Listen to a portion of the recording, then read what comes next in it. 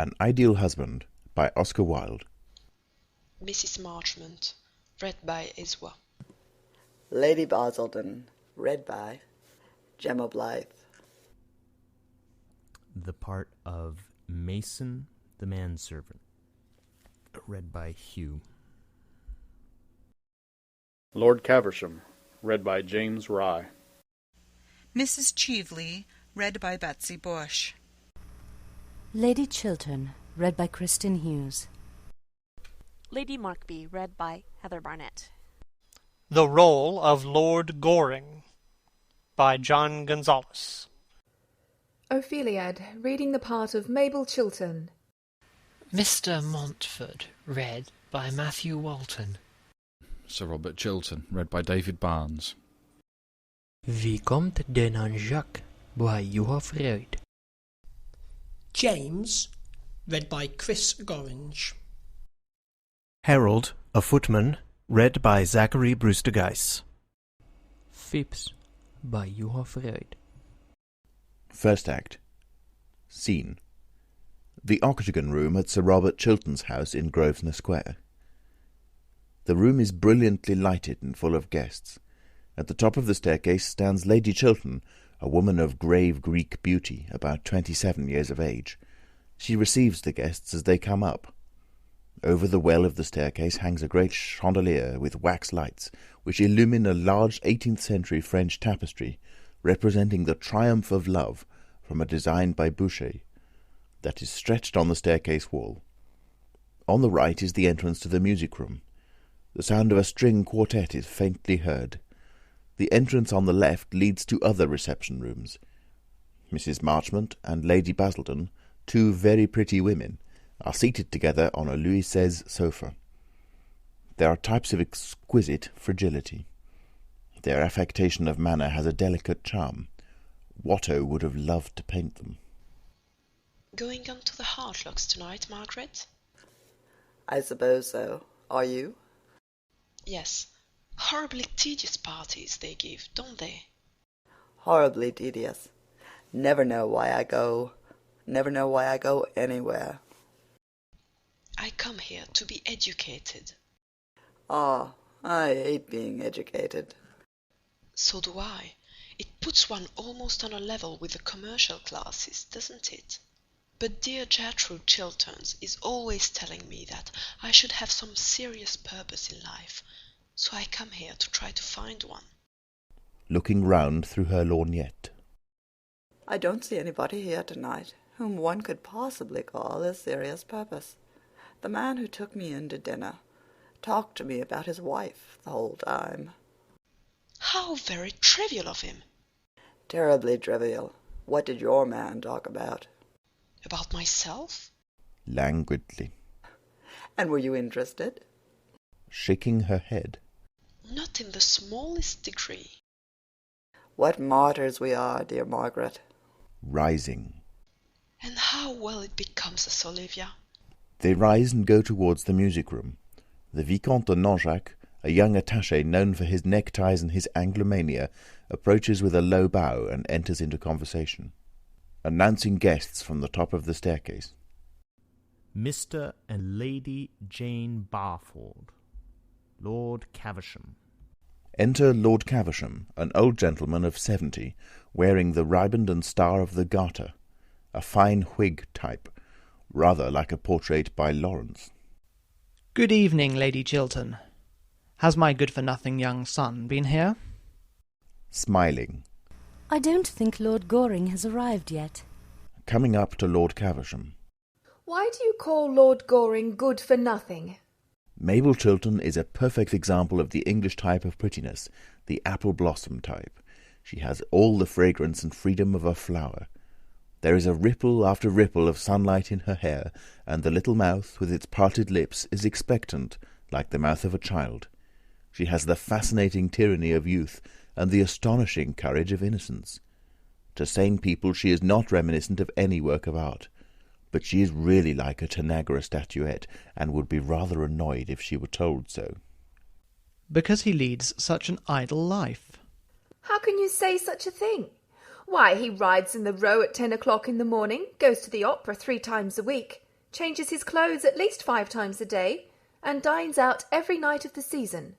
You don't call that leading an idle life, do you? Looking at her with a kindly twinkle in his eyes. You are a very charming young lady. How sweet of you to say that, Lord Caversham. Do come to us more often. You know we are always at home on Wednesdays, and you look so well with your star. Never go anywhere now. Sick of London society. Shouldn't mind being introduced to my own tailor. He always votes on the right side. But object strongly to being sent down to dinner with my wife's milliner. Never could stand Lady Caversham's bonnets. Oh, I love London society. I think it has immensely improved. It is entirely composed now of beautiful idiots and brilliant lunatics. Just what society should be. Which is Goring? Beautiful idiot, or the other thing? Gravely. I have been obliged for the present to put Lord Goring into a class quite by himself, but he is developing charmingly. Into what? With a little curtsy. I hope to let you know very soon, Lord Caversham. Announcing guests. Lady Markby, Mrs. Cheverley. Enter Lady Markby and Mrs. Cheveley. Lady Markby is a pleasant, kindly, popular woman with grey hair à la marquise and good lace. Mrs. Cheveley, who accompanies her, is tall and rather slight, lips very thin and highly coloured, a line of scarlet on a pallid face, Venetian red hair, aquiline nose, and long throat. Rouge accentuates the natural paleness of her complexion, grey-green eyes that move restlessly. She is in heliotrope, with diamonds. She looks rather like an orchid, and makes great demands on one's curiosity. In all her movements she is extremely graceful, a work of art on the whole, but showing the influence of too many schools. Good evening, dear Gertrude. So kind of you to let me bring my friend Mrs. Cheveley. 2 such charming women should know each other. Advances towards Mrs. Cheveley with a sweet smile, then suddenly stops and bows rather distantly. I think Mrs. Cheveley and I have met before. I did not know she had married a second time. Genially. Nowadays people marry as often as they can, don't they? It is most fashionable. To Duchess of Marlborough. Dear Duchess, and how is the Duke? Brain still weak, I suppose? Well, that is only to be expected, is it not? His good father was just the same. There's nothing like race, is there? Playing with her fan. But have we really met before, Lady Chiltern? I can't remember where. I have been out of England for so long. We were at school together, Mrs. Cheveley. Superciliously. Indeed. I have forgotten all about my school days. I have a vague impression that they were detestable. Coldly. I am not surprised. In her sweetest manner. Do you know, I am quite looking forward to meeting your clever husband, Lady Chiltern. Since he has been at the Foreign Office, he has been so much talked of in Vienna. They actually succeed in spelling his name right in the newspapers. That in itself is fame on the continent. I hardly think there will be much in common between you and my husband, Mrs. Cheveley. Moves away.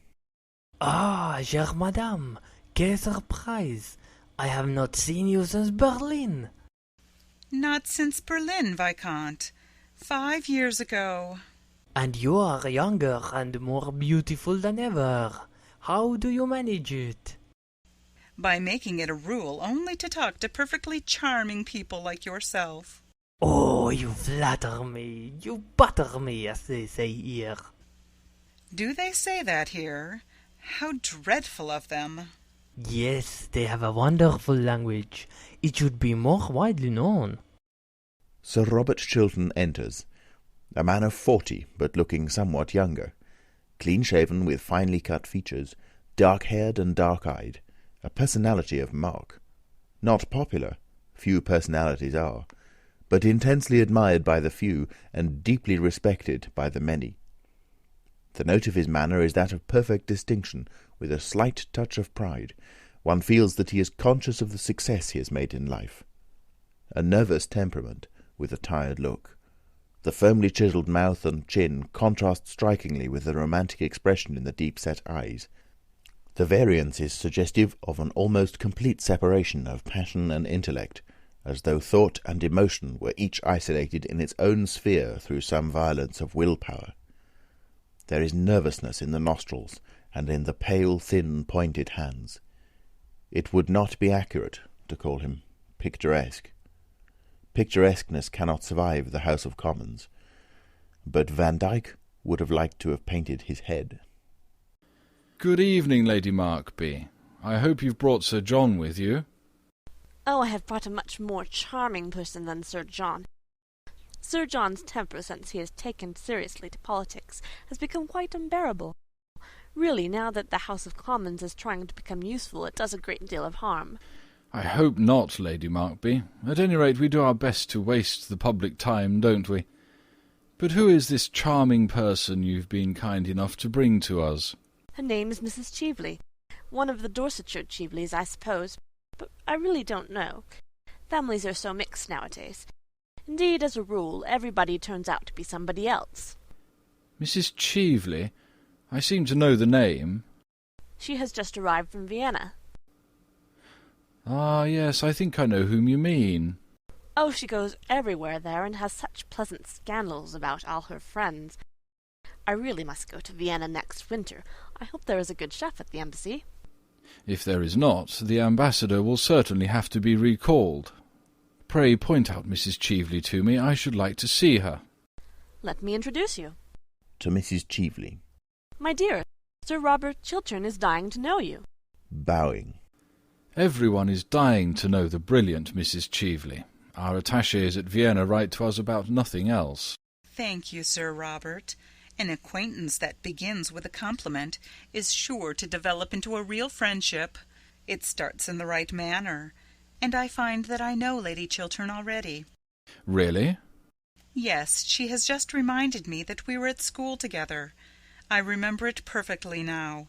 She always got the Good Conduct Prize. I have a distinct recollection of Lady Chiltern always getting the Good Conduct Prize. Smiling. And what prizes did you get, Mrs. Cheveley? My prizes came a little later on in life. I don't think any of them were for good conduct. I forget.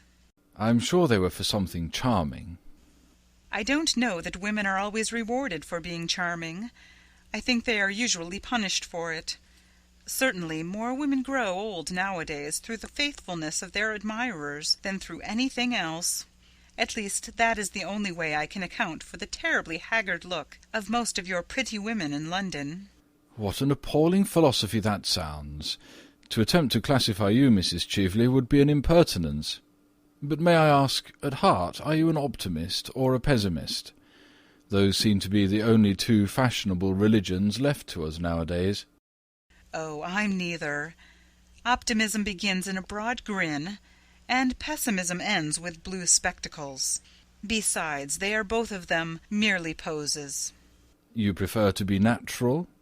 Sometimes, but it is such a very difficult pose to keep up. What would those modern psychological novelists of whom we hear so much say to such a theory as that? Ah, the strength of women comes from the fact that psychology cannot explain us. Men can be analyzed, women merely adored. You think science cannot grapple with the problem of women? Science can never grapple with the irrational. That is why it has no future before it in this world. And women represent the irrational. Well-dressed women do. With a polite bow. I fear I could hardly agree with you there. But do sit down. And now tell me, what makes you leave your brilliant Vienna for our gloomy London? Or perhaps the question is indiscreet. Questions are never indiscreet. Answers sometimes are. Well, at any rate, may I know if it is politics or pleasure? Politics are my only pleasure. You see, nowadays it is not fashionable to flirt until one is 40, or to be romantic till one is 45. So we poor women who are under 30, or say we are, have nothing open to us but politics or philanthropy. and philanthropy seems to me to have become simply the refuge of people who wish to annoy their fellow creatures. I prefer politics. I think they are more becoming. A political life is a noble career. Sometimes. And sometimes it is a clever game, Sir Robert. And sometimes it is a great nuisance. Which do you find it? I? A combination of all three. Drops her fan. Picks up fan. Allow me. Thanks. But you have not told me yet what makes you honour London so suddenly. Our season is almost over. Oh, I don't care about the London season. It is too matrimonial. People are either hunting for husbands or hiding from them. I wanted to meet you. It is quite true. You know what a woman's curiosity is. Almost as great as a man's. I wanted immensely to meet you, and to ask you to do something for me. I hope it is not a little thing, Mrs. Cheveley. I find that little things are so very difficult to do. After a moment's reflection. No, I don't think it is quite a little thing. I am so glad. Do tell me what it is. Later on. Rises. And now may I walk through your beautiful house? I hear your pictures are charming. Poor Baron Arnheim. You remember the Baron? Used to tell me that you had some wonderful Corot. With an almost imperceptible start. Did you know Baron Arnheim well? Smiling. Intimately. Did you? At one time. Wonderful man, wasn't he? After a pause. He was very remarkable in many ways. I often think it such a pity he never wrote his memoirs. They would have been most interesting. Yes, he knew men and cities well, like the old Greek. Without the dreadful disadvantage of having a Penelope waiting at home for him. Lord Goring. Enter Lord Goring, 34, but always says he is younger. A well-bred, expressionless face. He is clever, but would not like to be thought so. A flawless dandy, he would be annoyed if he were considered romantic. He plays with life, and is on perfectly good terms with the world. He is fond of being misunderstood. It gives him a post of vantage. Good evening, my dear Arthur. Mrs. Cheveley, allow me to introduce to you Lord Goring, the idlest man in London. I have met Lord Goring before. Bowing. I did not think you would remember me, Miss Cheveley. My memory is under admirable control. And are you still a bachelor? I believe so. How very romantic. Oh, I am not at all romantic. I am not old enough. I leave romance to my seniors. Lord Goring is the result of Boodle's club, Mrs. Cheveley. He reflects every credit on the institution. May I ask, are you staying in London long? That depends partly on the weather, partly on the cooking, and partly on Sir Robert. You are not going to plunge us into a European war, I hope. There is no danger at present. She nods to Lord Goring with a look of amusement in her eyes, and goes out with Sir Robert Chiltern. Lord Goring saunters over to Mabel Chiltern. You were very late. Have you missed me? Awfully. Then I am sorry I did not stay away longer. I like being missed. How very selfish of you. I am very selfish. You are always telling me of your bad qualities, Lord Goring. I have only told you half of them as yet, Miss Mabel. Are the others very bad? Quite dreadful. When I think of them at night, I go to sleep at once. Well, I delight in your bad qualities. I wouldn't have you part with one of them. How very nice of you. But then, you are always nice. By the way, I want to ask you a question, Miss Mabel. Who brought Mrs. Cheveley here? That woman in heliotrope, who has just gone out to the room with your brother? Oh, I think Lady Markby brought her. Why do you ask? I haven't seen her for years, that is all. What an absurd reason. All reasons are absurd. What sort of woman is she? Oh, a genius in the daytime, and a beauty at night. I dislike her already. That shows your admirable good taste. Approaching. Oh, the English young lady is the dragon of good taste, is she not? Quite the dragon of good taste. So the newspapers are always telling us. I read all your English newspapers. I find them so amusing. Then, my dear Nanjack, you must certainly read between the lines. I should like to, but my professor objects. To Mabel Chiltern. May I have the pleasure of escorting you to the music room, mademoiselle? Looking very disappointed. Delighted, Vicomte. Quite delighted. Turning to Lord Goring. Aren't you coming to the music room? Not if there's any music going on, Miss Mabel. Severely. The music is in German. You would not understand it. Goes out with the Vicomte de Nanjac. Lord Caversham comes up to his son. Well, sir, what are you doing here? Wasting your life as usual? You should be in bed, sir. You keep too late hours. I heard of you the other night at Lady Rufford's, dancing till 4 o'clock in the morning. Only 4:15, father. Can't make out how you stand London society. The thing has gone to the dogs. A lot of damned nobodies talking about nothing. I love talking about nothing, father. It is the only thing I know anything about.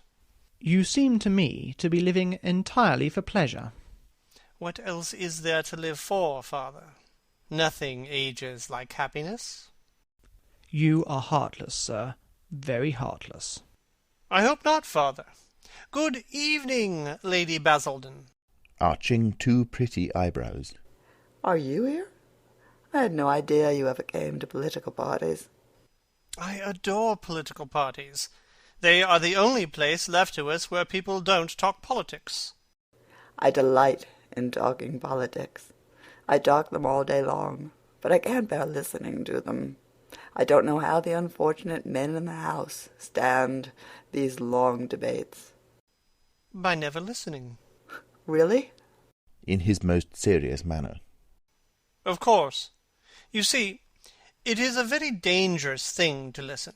If one listens, one may be convinced, and a man who allows himself to be convinced by an argument is a thoroughly unreasonable person. Ah, that accounts for so much in men that I have never understood, and so much in women that their husbands never appreciate in them. With a sigh. Our husbands never appreciate anything in us. We have to go to others for that. Emphatically. Yes, always to others, have we not? Smiling. And those are the views of the two ladies who are known to have the most admirable husbands in London. That is exactly what we can't stand. My Reginald is quite hopelessly faultless. He is really unendurably so at times. There is not the smallest element of excitement in knowing him. How terrible! Really, the thing should be more widely known. Basildon is quite as bad. He is as domestic as if he were a bachelor. Pressing Lady Basildon's hand. My poor Olivia, we have married perfect husbands, and we are well punished for it. I should have thought it was the husbands who were punished. Drawing herself up. Oh dear no, they are as happy as possible, and as for trusting us, it is tragic how much they trust us. Perfectly tragic. Or comic, Lady Basildon? Certainly not comic, Lord Goring. How unkind of you to suggest such a thing. I am afraid Lord Goring is in the camp of the enemy, as usual. I saw him talking to that Mrs. Cheveley when he came in. Handsome woman, Mrs. Cheveley. Stiffly. Please don't praise other women in our presence. You might wait for us to do that. I did wait. Well, we are not going to praise her. I hear she went to the opera on Monday night and told Tommy Rufford at supper that, as far as she could see, London society was entirely made up of dowdies and dandies. She's quite right, too. The men are all dowdies, and the women are all dandies, aren't they? After a pause. Oh, do you really think that is what Mrs. Cheveley meant? Of course. And a very sensible remark for Miss Cheveley to make, too. Enter Mabel Chiltern. She joins the group. Why are you talking about Mrs. Cheveley? Everybody is talking about Mrs. Cheveley. Lord Goring says... What did you say, Lord Goring, about Mrs. Cheveley? Oh, I remember that she was a genius in the daytime and a beauty at night. What a horrid combination. So very unnatural. In her most dreamy manner. I like looking at geniuses and listening to beautiful people. Oh, that is morbid of you, Mrs. Marchmont. Brightening to a look of real pleasure. I am so glad to hear you say that. Marchmont and I have been married for 7 years, and he has never once told me that I was morbid. Men are so painfully unobservant. Turning to her. I have always said, dear Margaret, that you were the most morbid person in London. Ah, but you are always sympathetic, Olivia. Is it morbid to have a desire for food? I have a great desire for food. Lord Goring, will you give me some supper? With pleasure, Miss Mabel. Moves away with her. How horrid you have been. You have never talked to me the whole evening. How could I? You went away with a child diplomatist. You might have followed us. Pursuit would have been only polite. I don't think I like you at all this evening. I like you immensely. Well, I wish you'd show it in a more marked way. They go downstairs. Olivia, I have a curious feeling of absolute faintness. I think I should like some supper very much. I know I should like some supper. I am positively dying for supper, Margaret. Men are so horribly selfish. They never think of these things. Men are grossly material. Grossly material. The Vicomte de Nanjac enters from the music-room with some other guests. After having carefully examined all the people present, he approaches Lady Basildon. May I have the honor of taking you down to supper, Comtesse? Coldly. I never take supper. Thank you, Viscount. The Vicomte is about to retire. Lady Basildon, seeing this, rises at once and takes his arm. But I will come down with you with pleasure. I am so fond of eating. I am very English in all my tastes. You look quite English, Viscount. Quite English. They pass out. Mr. Montfort, a perfectly groomed young dandy, approaches Mrs. Marchmont. Like some supper, Mrs. Marchmont? Languidly. Thank you, Mr. Montfort. I never touch supper. Rises hastily and takes his arm. But I will sit beside you and watch you. I don't know that I like being watched when I'm eating. Then I will watch someone else. I don't know that I should like that either. Severely. Pray, Mr. Montfort, do not make these painful scenes of jealousy in public. They go downstairs with the other guests, passing Sir Robert Chiltern and Mrs. Cheveley, who now enter. And are you going to any of our country houses before you leave England, Mrs. Cheveley? Oh, no.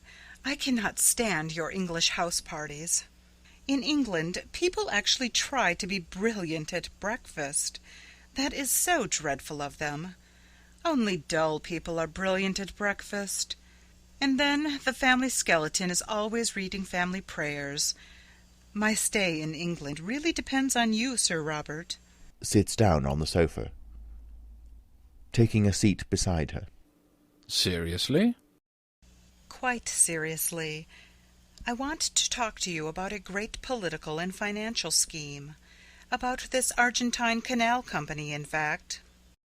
What a tedious, practical subject for you to talk about, Mrs. Cheveley. Oh, I like tedious practical subjects. What I don't like are tedious practical people. There is a wide difference. Besides, you are interested, I know, in international canal schemes. You were Lord Radley's secretary, weren't you, when the government bought the Suez Canal shares? Yes, but the Suez Canal was a very great and splendid undertaking. It gave us our direct route to India. It had imperial value. It was necessary that we should have control. This Argentine scheme is a commonplace stock exchange swindle. A speculation, Sir Robert. A brilliant, daring speculation. Believe me, Mrs. Cheveley, it is a swindle. Let us call things by their proper names. It makes matters simpler. We have all the information about it at the Foreign Office. In fact, I sent out a special commission to inquire into the matter privately, and they report that the works are hardly begun, and as for the money already subscribed, no one seems to know what has become of it. The whole thing is a second Panama, and with not a quarter of the chance of success that miserable affair ever had. I hope you've not invested in it. I'm sure you are far too clever to have done that. I have invested very largely in it. Who could have advised you to do such a foolish thing? Your old friend, and mine. Who? Baron Arnheim. Frowning. Ah, yes, I remember hearing at the time of his death that he'd been mixed up in the whole affair. It was his last romance. His last but one, to do him justice. Rising. But you've not seen my Corot's yet. They're in the music room. Corot's seem to go with music, don't they? May I show them to you? Shaking her head. I am not in a mood tonight for silver twilights or rose-pink dawns. I want to talk business. Motions to him with her fan to sit down beside her. I fear I have no advice to give you, Mrs. Cheveley, except to interest yourself in something less dangerous. The success of the canal depends, of course, on the attitude of England, and I'm going to lay the report of the commissioners before the House tomorrow night. That you must not do. In your own interests, Sir Robert, to say nothing of mine, you must not do that. Looking at her in wonder. In my own interests? My dear Mrs. Cheveley, what do you mean? Sits down beside her. Sir Robert, I will be quite frank with you. I want you to withdraw the report that you have intended to lay before the House, on the ground that you have reason to believe that the commissioners have been prejudiced or misinformed or something. Then I want you to say a few words to the effect that the government is going to reconsider the question, and that you have reason to believe that the canal, if completed, will be of great international value. You know the sort of things ministers say in cases of this kind. A few ordinary platitudes will do. In modern life, nothing produces such an effect as a good platitude. It makes the whole world kin. Will you do that for me? Mrs. Cheveley, you cannot be serious in making me such a proposition. I am quite serious. Coldly. Pray allow me to believe that you are not. Speaking with great deliberation and emphasis. Ah, but I am. And if you do what I ask you, I will pay you very handsomely. Pay me? Yes. I'm afraid I don't quite understand what you mean. Leaning back on the sofa and looking at him. How very disappointing. And I have come all the way from Vienna in order that you should thoroughly understand me. I fear I don't. In her most nonchalant manner.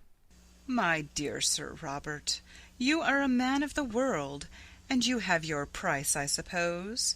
Everybody has nowadays. The drawback is that most people are so dreadfully expensive. I know I am. I hope you will be more reasonable in your terms. Rises indignantly.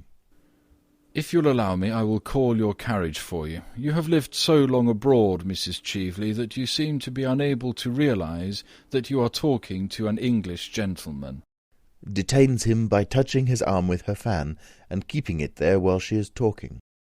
I realize that I am talking to a man who laid the foundation of his fortune by selling to a stock exchange speculator a cabinet secret. Biting his lip. What do you mean? Rising and facing him. I mean that I know the real origin of your wealth and your career, and I have got your letter, too. What letter? Contemptuously.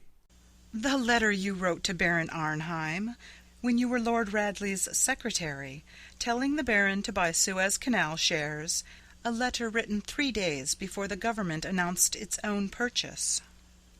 Hoarsely. It is not true. You thought that letter had been destroyed. How foolish of you. It is in my possession. The affair to which you allude was no more than a speculation. The House of Commons had not yet passed the bill. It might have been rejected. It was a swindle, Sir Robert. Let us call things by their proper names. It makes everything simpler.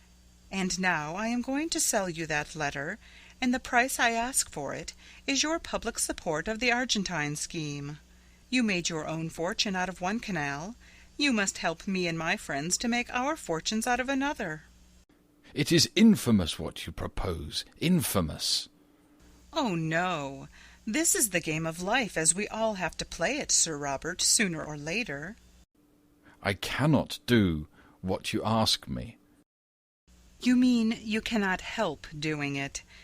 You know you are standing on the edge of a precipice, and it is not for you to make terms. It is for you to accept them. Supposing you refuse.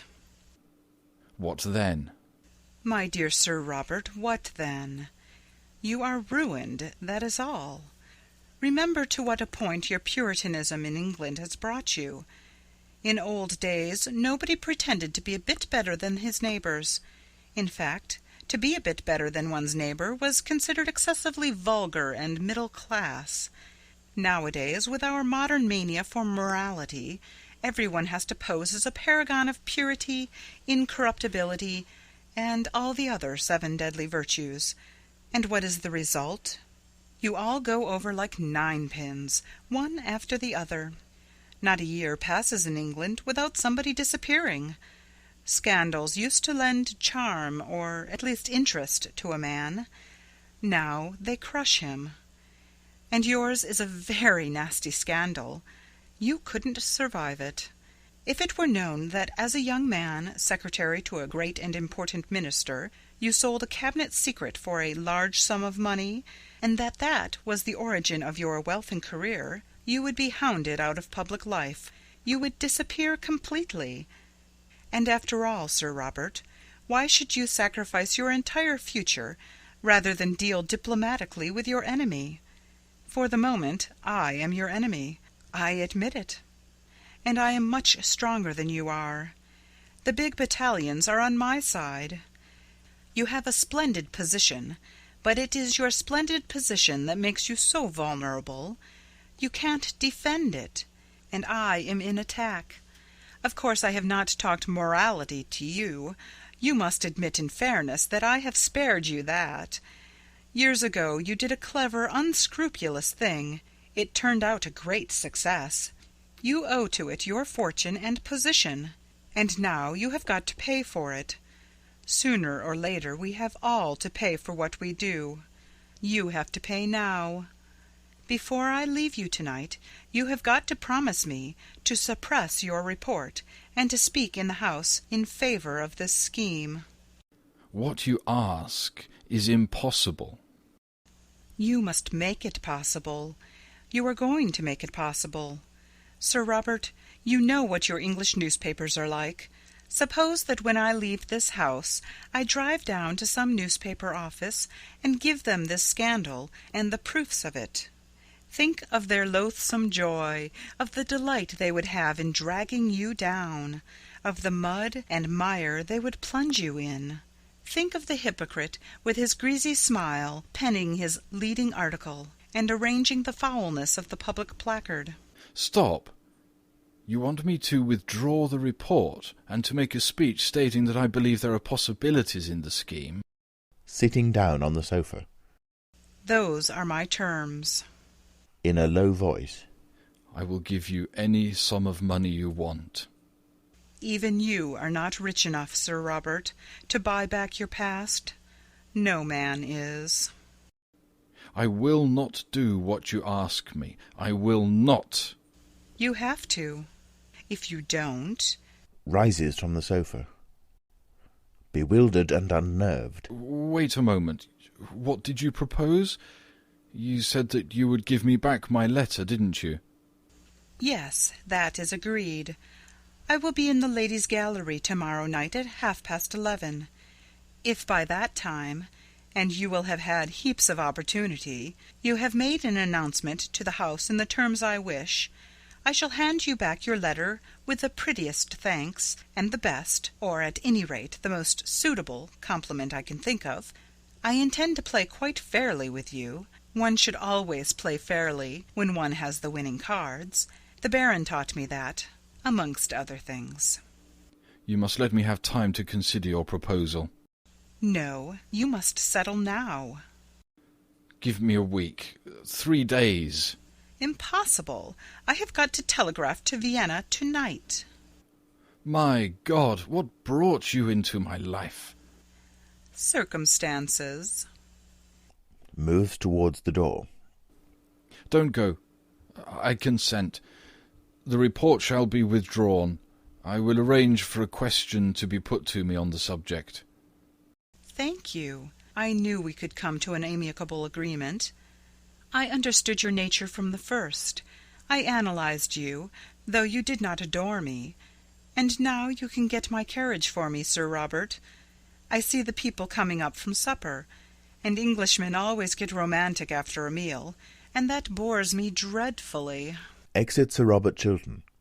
Enter guests. Lady Chiltern, Lady Markby, Lord Caversham, Lady Basildon, Mrs. Marchmont, Vicomte de Langeac, Mr. Montford. Well, dear Mrs. Cheveley, I hope you have enjoyed yourself. Sir Robert is very entertaining, is he not?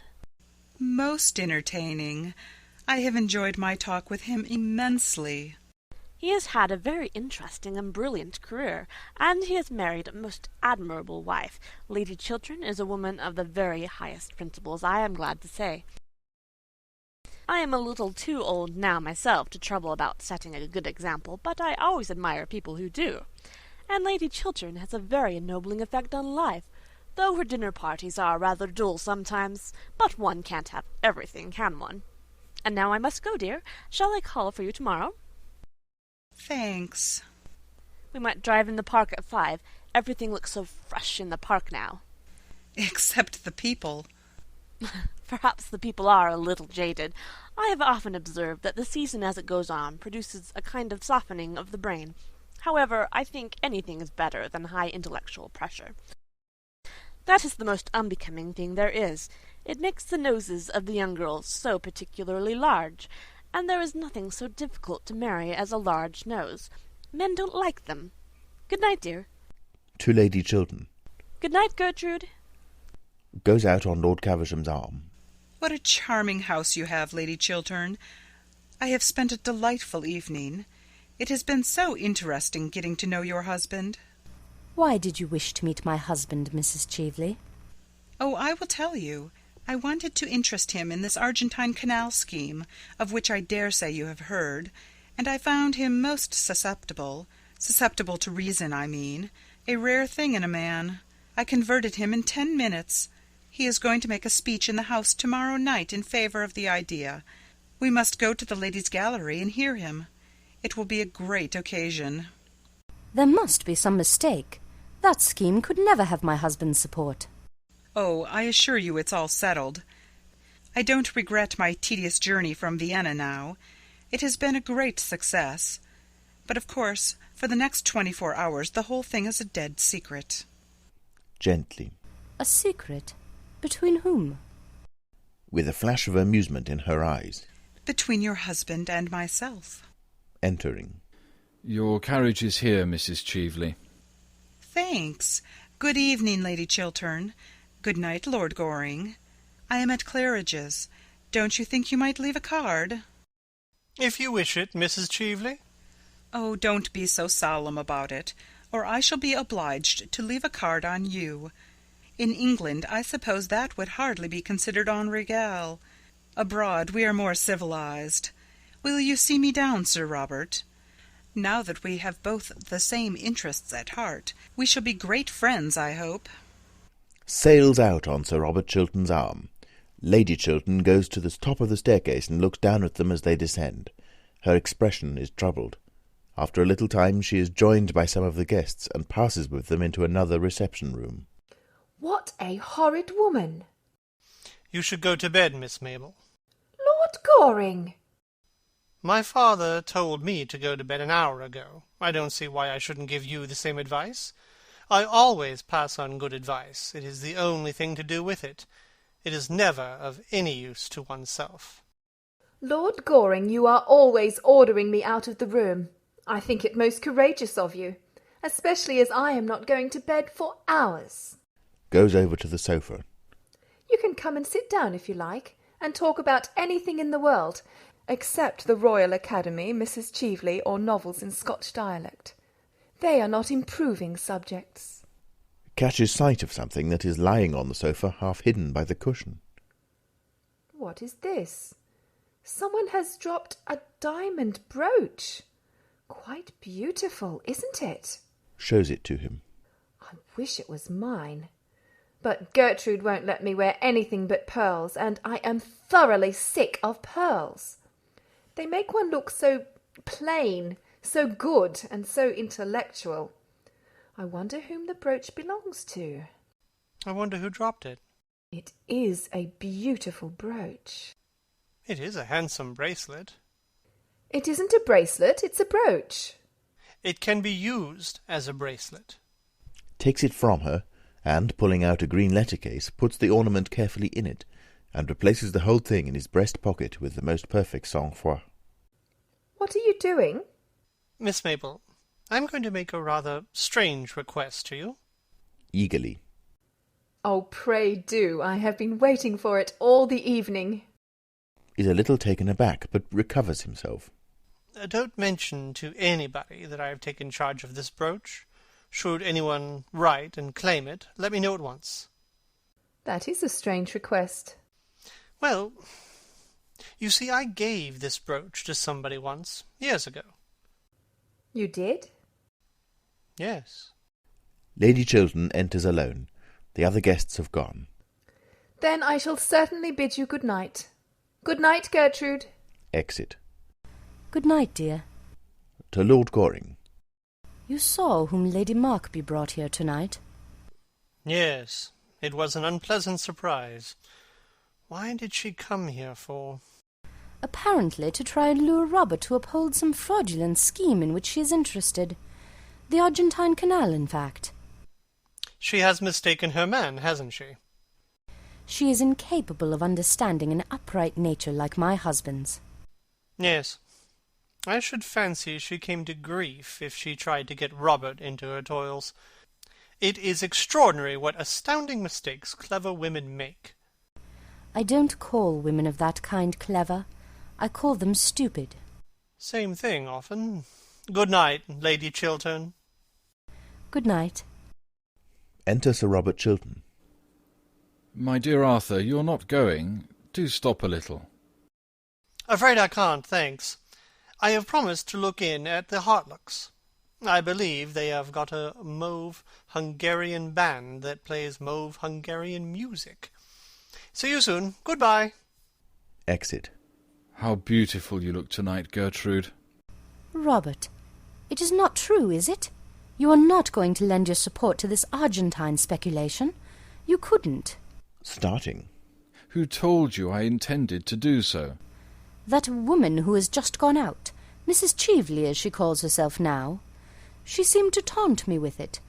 Robert, I know this woman, you don't. We were at school together. She was untruthful, dishonest, an evil influence on everyone whose trust or friendship she could win.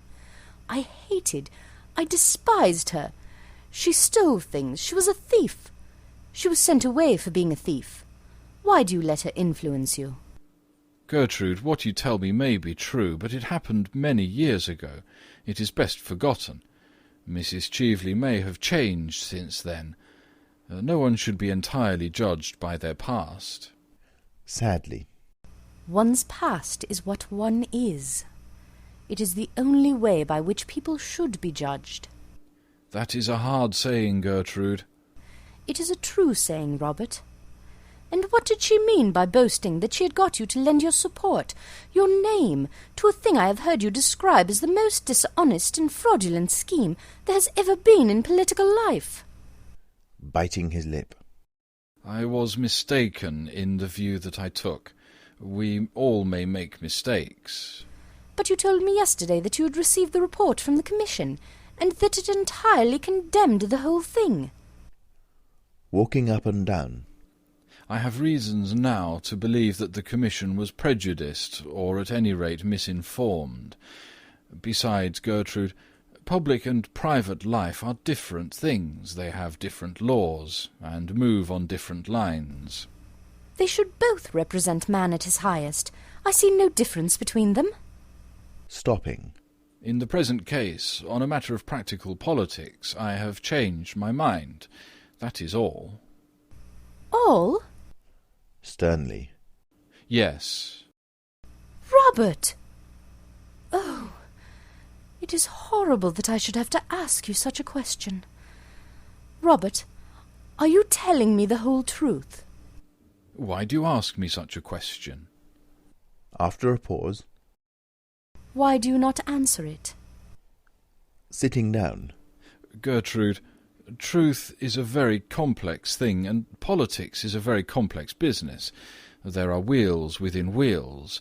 One may be under certain obligations to people that one must pay. Sooner or later in political life one has to compromise. Everyone does. Compromise? Robert, why do you talk so differently tonight from the way I have always heard you talk? Why are you changed? I am not changed, but circumstances alter things. Circumstances should never alter principles. But if I told you... What? That it was necessary, vitally necessary. It can never be necessary to do what is not honourable. Or if it be necessary, then what is it that I have loved? But it is not, Robert. Tell me it is not. Why should it be? What gain would you get? Money? We have no need of that. And money that comes from a tainted source is a degradation. Power? But power is nothing in itself. It is power to do good that is fine, that and that only. What is it, then? Robert, tell me why you are going to do this dishonourable thing. Gertrude, you have no right to use that word. I told you it was a question of rational compromise. It is no more than that. Robert, that is all very well for other men, for men who treat life simply as a sordid speculation. But not for you, Robert, not for you. You are different.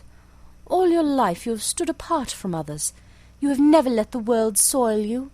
To the world, as to myself, you have been an ideal always. Oh, be that ideal still. That great inheritance throw not away. That tower of ivory do not destroy. Robert, men can love what is beneath them, things unworthy, stained, dishonoured. We women worship when we love, and when we lose our worship, we lose everything. Oh, don't kill my love for you, don't kill that! Gertrude! I know that there are men with horrible secrets in their lives, men who have done some shameful thing, and who in some critical moment have to pay for it by doing some other act of shame. Oh, don't tell me you are such as they are! Robert, is there in your life any secret dishonour or disgrace? Tell me at once that... That what? Speaking very slowly. That our lives may drift apart. Drift apart? That they may be entirely separate. It would be better for us both. Gertrude, there is nothing in my past life that you might not know. I was sure of it, Robert, I was sure of it. But why did you say those dreadful things, things so unlike your real self? Don't let us ever talk about the subject again. You will write, won't you, to Mrs. Cheveley, and tell her that you cannot support this scandalous scheme of hers. If you have given her any promise, you must take it back, that is all. Must I write and tell her that? Surely, Robert, what else is there to do? I might see her personally. It would be better. You must never see her again, Robert. She is not a woman you should ever speak to. She is not worthy to talk to a man like you. No, you must write to her at once, now, this moment, and let your letter show her that your decision is quite irrevocable. Right this moment? Yes. But it is so late. It is close on 12. That makes no matter. She must know at once that she has been mistaken in you, and that you are not a man to do anything base or underhanded or dishonourable. Write here, Robert. Write that you decline to support this scheme of hers, as you hold it to be a dishonest scheme. Yes, write the word dishonest. She knows what that word means. Sir Robert Chiltern sits down and writes a letter. His wife takes it up and reads it. Yes, that will do. Rings bell. And now the envelope. He writes the envelope slowly. Enter Mason. Have this letter sent at once to Claridge's Hotel. There is no answer. Exit Mason. Lady Chiltern kneels down beside her husband and puts her arms around him. Robert, love gives one an instinct to things. I feel tonight that I have saved you from something that might have been a danger to you, from something that might have made men honour you less than they do. I don't think you realize sufficiently, Robert, that you have brought into the political life of our time a nobler atmosphere, a finer attitude towards life, a freer air of purer aims and higher ideals. I know it, and for that I love you, Robert. Oh, love me always, Gertrude, love me always. I will love you always, because you will always be worthy of love. We needs must love the highest when we see it. Kisses him and rises and goes out. Sir Robert Chiltern walks up and down for a moment, then sits down and buries his face in his hands. The servant enters and begins pulling out the lights. Sir Robert Chiltern looks up. Put out the lights, Mason. Put out the lights. The servant puts out the lights. The room becomes almost dark. The only light there is comes from the great chandelier that hangs over the staircase and illumines the tapestry of the triumph of love. End of Act 1.